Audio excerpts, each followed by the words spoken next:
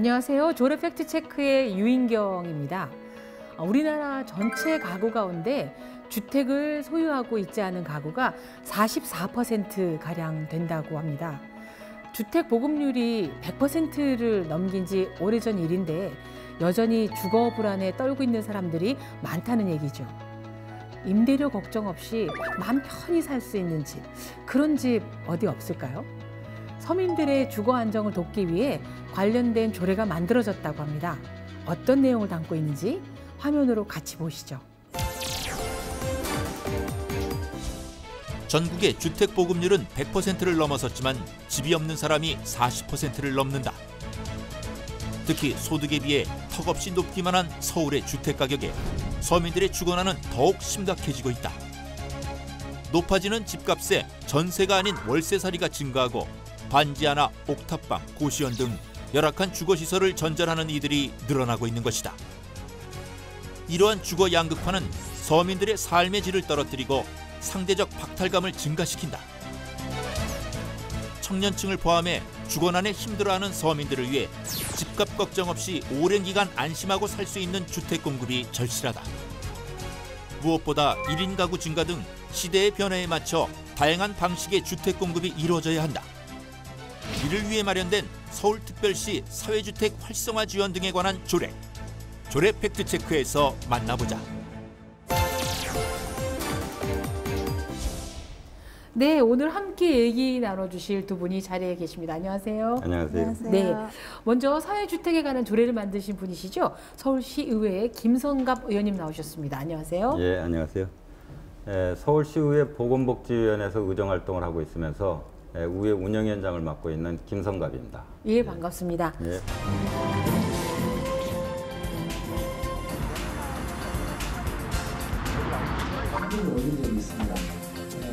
50 플러스 이 장년층에 대한 제2의 인생 대책도 이거는 몰라 그렇게 할지도 모르겠는데 네. 괜찮아요. 예, 번창하세요. 예, 감사합니다. 지금은 굉장히 자발적으로 즐겁게 가지고 그렇게 한다는 거죠? 그렇죠. 저 가지고 시대 안 맞으면 어느 한쪽이라도 안 맞으면 잘 안 되잖아요. 옆에는 사회주택 공급 주체들이 모여있는 단체죠. 사회주택협회 김미정 이사님 나오셨습니다. 안녕하세요. 예, 안녕하세요. 네, 저는 사회주택협회 이사를 맡고 있고 지금 두꺼비 하우징 대표이사를 맡고 있는 김미정이라고 합니다. 네, 두꺼비 하우징 헌집주께 새집다오에서 나온 것 같은데 네. 반갑습니다. 네, 반갑습니다. 네, 의원님 그런데 네. 임대주택에 관한 이야기는 저희가 너무 많이 들었는데요. 사회주택 그러면 약간 조금은 생소하거든요. 그러니까 어떤 개념인가요? 사회주택이라는. 그렇습니다. 뜻은? 이게 서울시 조례가 제정된 지가 네. 지금 3년이 채 안 됐습니다. 네. 소셜 하우징이라는 그러한 개념을 우리말로 번역한 건데요. 네. 사회적 경제 주체가 주택을 신축하거나 네. 또 리모델링해서 시세보다 저렴하게 공급하는 주택을 사회주택이라고 합니다.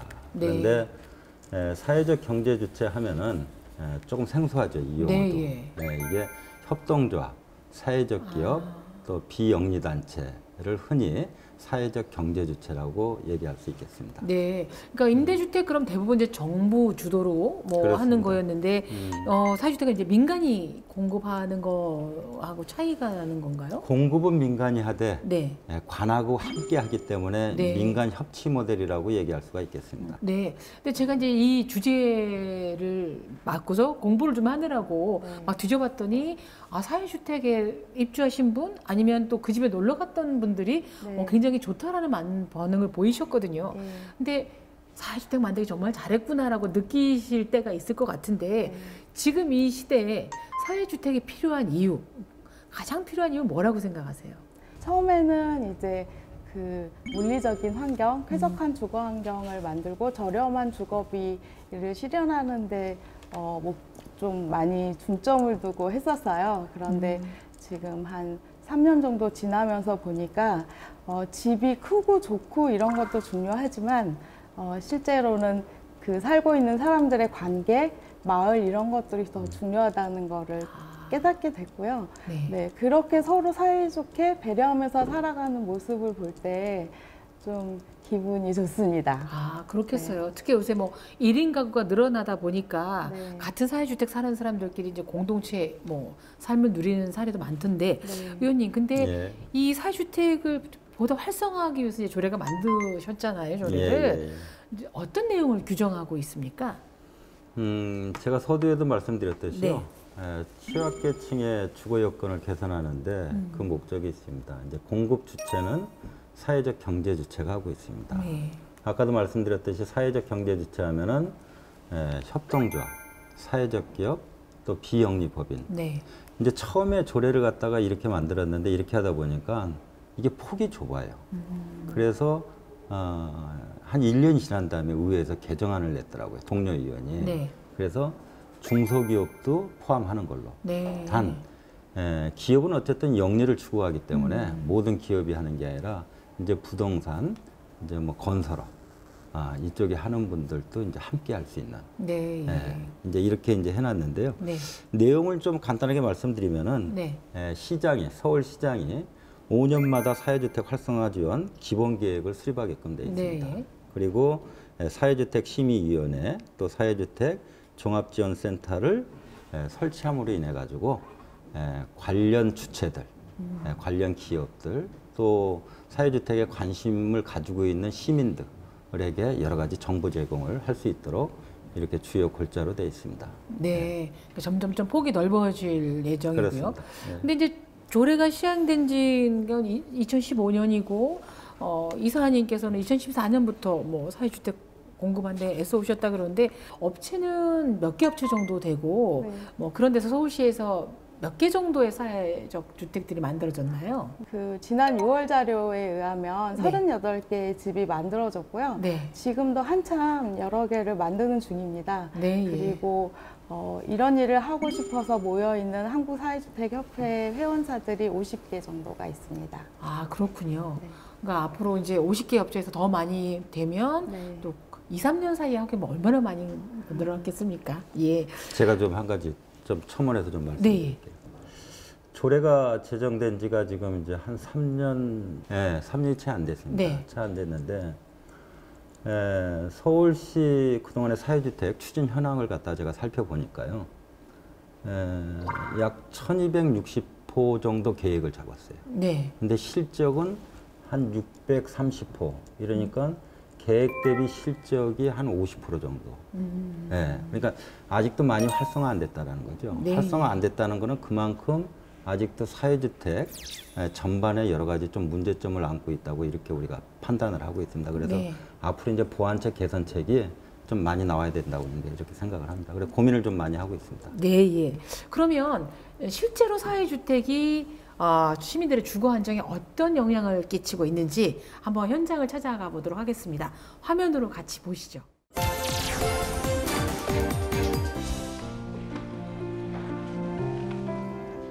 서울시 중구에 위치한 사회주택 종합지원센터. 사회경제적 약자의 주거 개선과 주거 관련 사회적 경제 주체를 지원하는 역할을 하고 있는 곳으로 지난 2016년 6월 사회주택 활성화 지원 등에 관한 조례에 근거해 만들어졌다. 서울특별시 사회주택 종합지원센터는 중간 지원 조직으로서 서울시 사회주택 정책을 공급자와 입주자 사이에서 실행하는 역할을 하고 있습니다. 공급자 육성과 교육, 상담, 지원 등을 하고 있고 입주자들을 위한 커뮤니티 활동 지원 및 제도 개선과 인식 전반 제고를 위한 활동을 펼쳐가고 있습니다. 사회주택 사업에 참여할 수 있는 사회적 경제 주체는 협동조합과 사회적 기업, 비영리 법인 등이다. 건물 시공 경험이 많지 않은 사회적 경제 주체를 위해 센터에는 건축 전문가가 상주하며 사업 관련 정보를 제공하고 건축 시공 자문, 입주자 모집과 관리, 대출 제도 안내 등 실무에 필요한 정보들을 종합적으로 제공하고 있다. 네, 오늘 이제 사회주택을 진행하면서요, 저희가 실질적으로 좀 많이 고민하지 못했던 그런 아주 치밀한 부분들까지도 이렇게 오늘 많이 체크 또는 이슈를 받아서 또 고민하게 돼서 큰 도움이 됐습니다. 2015년 1월 조례가 시행된 이후 지난 2017년 6월까지 총 38곳의 사회주택이 공급됐다. 청년 주거 빈곤과 서민 주거난이 심화되고 있는 현실에서 사회주택은 서민들의 주거 안정과 주거 환경 개선에 큰 도움이 되고 있다. 서울시 사회주택은 중산층 이하 폭넓은 서민들에게 저렴한 임대료와 안정적인 주거 공간, 그리고 공동체 활동이 가능한 주택을 제공해서 서울 시민들의 주거 선택권을 확장하고자 하는 데 목표가 있습니다. 서울시 마포구. 이곳은 서울시의 첫 번째 토지 임대부 사회주택이다. 땅 주인이 공공인 덕분에 입주민은 최대 10년까지 거주할 수 있고 임대료도 주변 시세의 80%로 저렴하다. 일단 임대 조건 면에서는 우선 그 주변 시세 70-80%에 이제 형성돼 있고요. 그리고 지금 이 공간 커뮤니티실에서는 입주자분들이 입주자 회의라든가 아니면 입주자분들의 소모임 아니면 입주자분들이 나누면서 이렇게 음식을 나누신다던가 아니면 음식을 같이 또 해주신다던가 그런 부분 커뮤니티실이 있고요. 그리고 또 나눔카가 좀 별도로 좀 주차장에 배치되어 있습니다. 집값이 비싸 집 구하기가 힘들었던 진희 씨는 사회주택으로 안정된 거주를 할 수 있게 됐다. 제가 지방에서 서울로 올라오게 되었는데 잠깐 고시원에서 지내다 보니 좀 집을 알아보는 과정에서 여러 가지 좀 불편하고 문제가 많았어요. 근데 우연히 사회주택을 알게 되었고 거기서 인터뷰하고 이렇게 알아가는 취지에서 이런 좋은 정책이 있다는 걸 알게 돼서 이렇게 지원하고 들어오게 됐습니다. 결혼 전 신혼집을 찾아 헤맸던 서성민 씨는 이곳에 오면서 생각 이상으로 만족한 삶을 살고 있다. 원룸, 투룸 등 다양한 형태로 구성된 이 주택에는 총 11가구가 행복을 누리고 있다. 예상했던 대로 일단 서로 알고 지내는 것만으로도 편하고 안정감 있고 그리고 정기적으로 이제 사람들과 모여서 여기 공용 공간을 어떻게 또 활용하고 또 서로 같이 해보고 싶은 활동이 뭐고 이런 걸 나누다 보니까 또 친해지기도 하고 그런 점이 좋은 것 같습니다. 네. 이처럼 사회주택은 함께 어울려 살아가는 삶을 지향한다. 때문에 개별 주거 공간 이외에 별도의 커뮤니티 공간을 제공해 입주자들이 공동체를 형성하고 살아갈 수 있도록 돕고 있다. 네, 저는 입주자분들은 일단 정량적 평가와 정상적 평가로 저희가 입주자분을 선정을 하게 됩니다.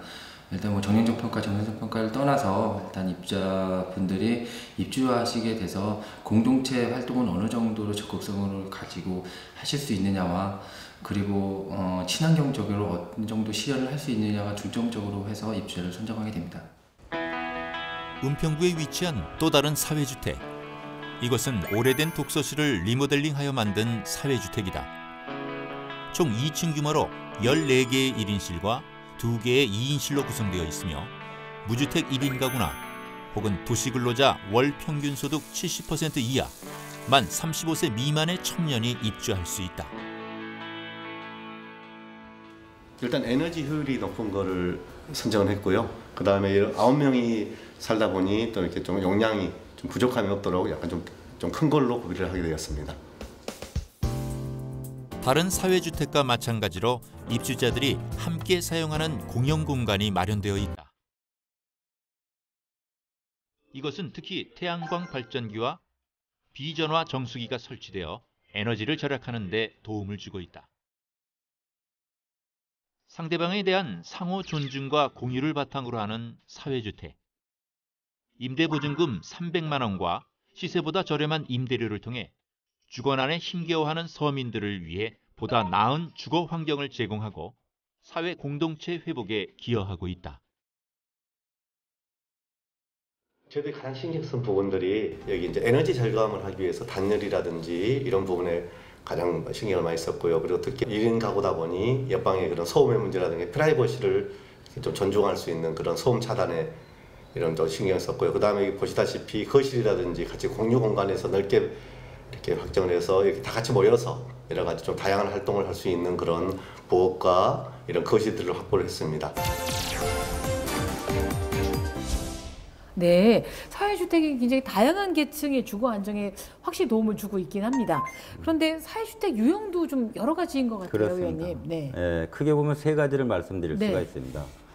첫 번째 빈집 살리기 프로젝트라는 그런 유형이 있고요. 두 번째 리모델링형 사회주택, 세 번째 토지 임대부 사회주택, 이렇게 세 가지가 있습니다. 첫 번째 빈집 살리기 프로젝트라는 건요, 6개월 이상 빈집을 활용하는 겁니다.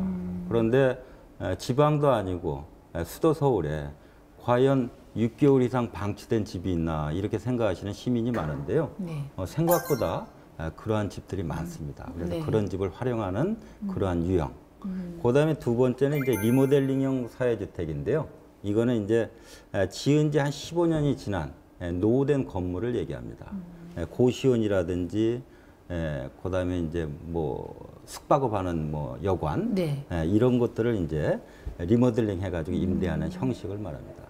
세 번째 토지 임대부 사회주택은 우리 서울시의 주택토지공사가 있습니다. 그전에 이제 SH공사라고 많이 알려져 있는데 이 주택토지공사에서 제공한 부지에다가 이제 사회적 경제주체, 협동조합, 사회적기업, 이제 요 옆에 나오신 이제 두꺼비 하우징 같은 이런 데서 이제 임대주택을 새로 짓거나 리모델링 해가지고 사회적 경제 약자들에게, 즉 다시 말해서 취약계층에게 공급하는 주택 유형을 얘기합니다. 네.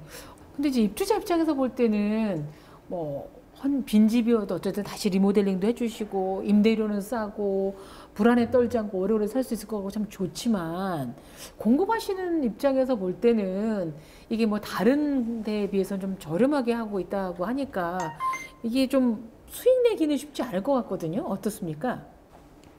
그 사회주택의 임대료가 시장값 주변 시세의 80%라는 아주 큰 제한 조건이 있습니다. 근데 그 빈집이나 리모델링형 같은 경우에는 집주인으로부터 임차를 한 후에 수선하고 그 이후에 사용하는 거거든요.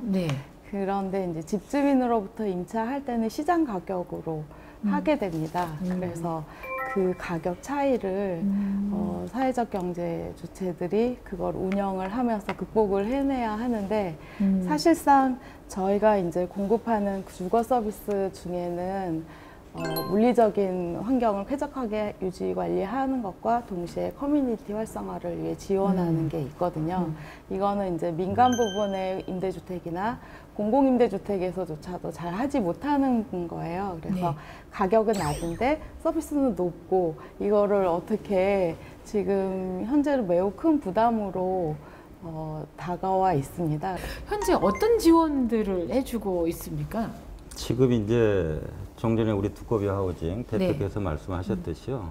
저게 사실은 서울시에서 지금 난제 중에 난제입니다. 가장 큰 고민 사안입니다. 왜 그러냐면은 사회적 가치를 추구하고 공익성을 가지고 한다고 하더라도 어쨌든 최소한의 사업성이 있어야 되거든요. 거기에 종사하시는 분들 급여 문제라든지 여러 가지가 있기 때문에. 그런데 이게 3년이 채 안 된 상황에서 계획 대비 실적이 한 50% 달성했다고 해요. 이제 그 이유는 여러 가지가 있겠지만은 그 중에 하나가 사회적 경제 주체, 그러니까 사회적 기업이라든지 협동조합, 이분들에 대한 이런 기업들에 대한 좀 사업성, 또 이 기업들이 조금 재정적으로 좀 열악합니다.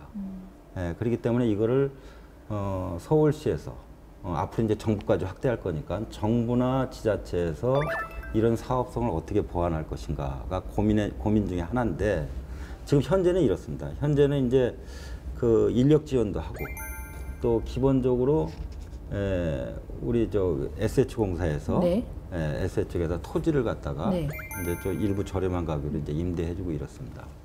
이거 가지고 여러 가지 지금 문제가 있기 때문에 향후에는 그 사회투자기금 또 도시재생기금 이거는 이제 조례사항으로서 지원 근거를 대출 근거를 마련해 줬습니다.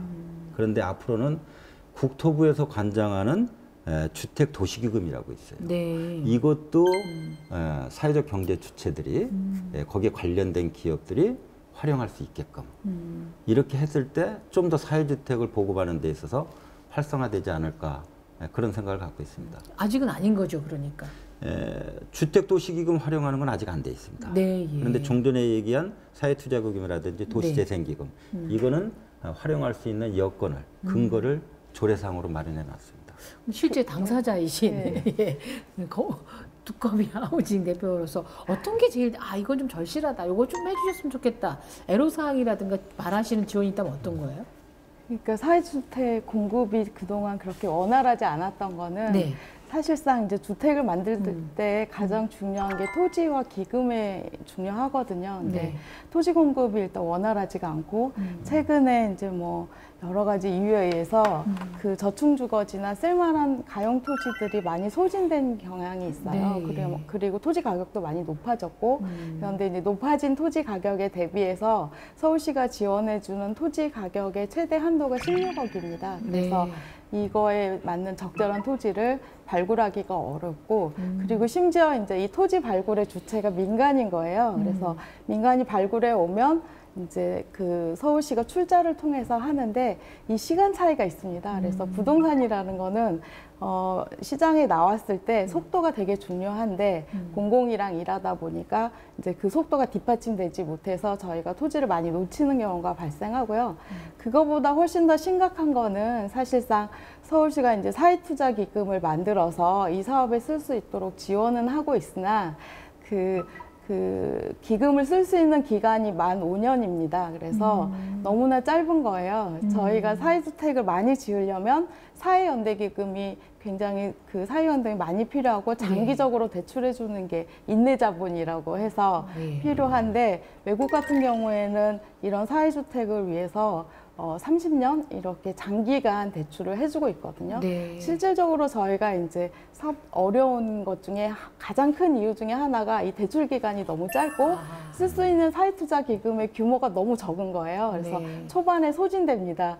그런데 이제 서울시 의회에서 이를테면은 이 기금을 잘 쓸 수 있도록 확대를 하거나 운용의 그 여러 가지 운용을 하는 데 있어서 많이 그동안 이렇게 활발하게 도와주실 때도 있었고 아닐 때도 많이 있었거든요. 그래서 그런 부분에 있어서 사실상 좀 공감대와 의원님들의 좀 지지가 좀 부탁드린다 이렇게 말씀드릴 수 있을 것 같습니다. 갑자기 의원님이 메모를 하기 시작을 하셨어요.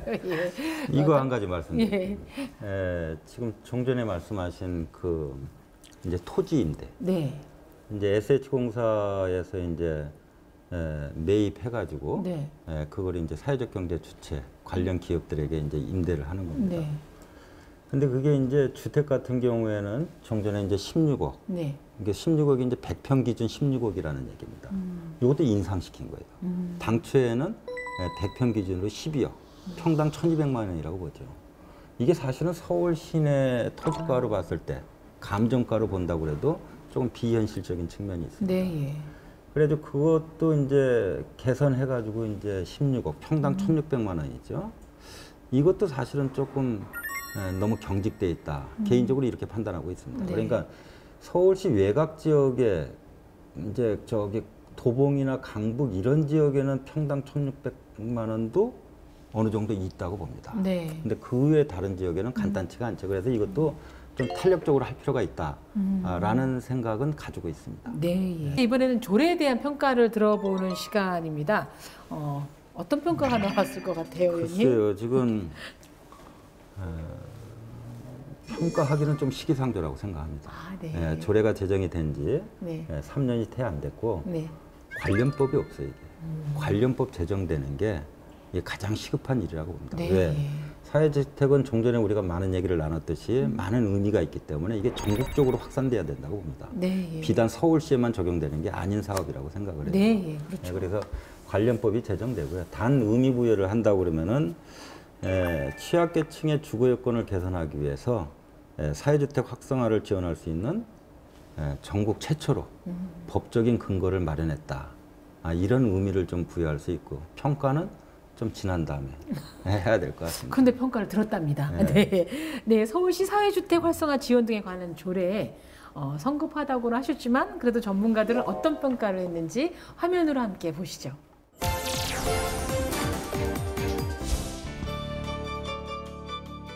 우리나라의 도시 문제를 연구하는 한국도시연구소. 이곳에서는 서민의 주거난을 해소하기 위해 만들어진 사회주택 활성화 지원 등에 관한 조례를 어떻게 평가하는지 들어보았다. 사회주택 활성화 지원 조례는 우리나라에서 최초로 사회주택이라는 걸 공급할 수 있도록 공공에서 제도화했다라는 점에서 큰 의미가 있고요. 근데 이제 다만 보완점이 좀 필요한 것 같은데, 사회주택 조례에 지금 현재 사회주택 기금이 포함이 되어 있지 않은데요. 사회주택 기금은 사회주택 공급을 위한 특수 목적의 기금이죠. 그래서 그 사회주택 공급하는 데는 상당히 많은 비용이 들기 때문에 외국의 경우에 일반적으로 이제 그런 기금을 가지고 있고요. 그런 부분에서 그 사회주택 공급에 필요한 재정을 지원할 수 있는 기금이 필요하다고 판단하고 있습니다.